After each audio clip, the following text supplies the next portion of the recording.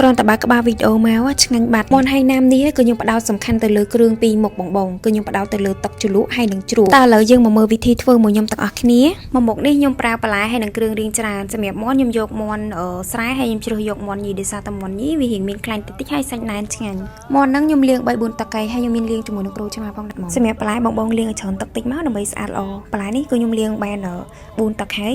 បន្លែឃើញច្រើនអញ្ចឹងខ្ញុំយកទៅបែងចែកជា2ខ្ញុំធ្វើជ្រក់ខ្លះហើយខ្ញុំយកទៅផ្ទាប់ជាមួយនឹងមន់ហើយណាំរបស់យើងដាំទឹកស្ងោរមន់ណាចាំបាច់គឺត្រូវតែមានជាមួយនឹងគល់ស្លឹកគ្រៃរំដេងស្លឹកក្រូចសើចខ្ទឹមសខ្ទឹមក្រហមមានបន្ថែមជាមួយម្ទេសហើយបងកុំភ្លេចដាក់ជាមួយនឹងល្មៀតផងណាទឹកដាំឲ្យពុះចូលដូចខ្ញុំអញ្ចឹងមកចាំដាក់មន់ចូលដើម្បីឲ្យមន់នឹងវាបានឆ្អិនសព្វសាច់ហើយអត់មានក្លិនឆ្អាបទៀតយើងដាក់ស្ងោរមន់ចោលទៅមន់នឹងខ្ញុំស្ងោរប្រហែលជាកន្លះម៉ោងគឺថាមកល្មមឆ្អិនឆ្ងាញ់ហ្មងឥឡូវដល់វគ្គយើងមកធ្វើជ្រក់វិញម្ដងសម្រាប់ជ្រក់នឹងគឺធ្វើងាយៗលឿនហើយឆ្ងាញ់ទៀតយើងមានតែសក់ការ៉ុតហើយនឹងចេកថាយើងហាន់វាស្ដាងៗមកល្មមហើយយកទៅច្របាច់អំបិលទុកបន្តិចដើម្បីវាទន់បានល្អបន្ទាប់មកយកទៅលាងអំបិលនឹងចេញ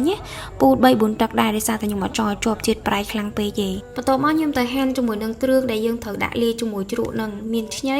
ម្ទេសហើយនឹងខ្ទឹមសផងដែរបងប្អូនជ្រក់កុំភ្លេចដាក់ជាមួយនឹងខ្ទឹមក្រហមផងហើយយើងមានបន្ថែមទឹកខ្មេះប៉ោមដោយសារតែជ្រក់នេះ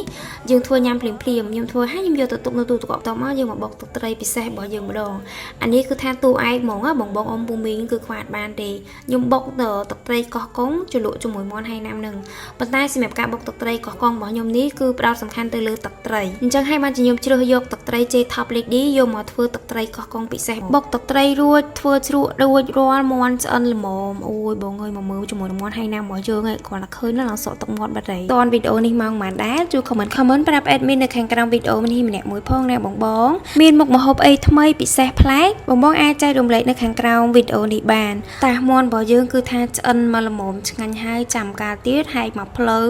ជ្រលក់ជាមួយនឹងទឹកត្រីបុកពិសេសយើងអញ្ចឹងមកនេះតាបងជើញឆ្ងាញ់ជាមួយខ្ញុំទាំងអស់គ្នាអរគុណបងអំពូមីងដែលទស្សនាវីដេអូនេះពីដើមរហូតដល់ចប់បើពេញចិត្តជួយ follow page ចុច like ហើយនិង share ម្នាក់មួយផងណាអរគុណ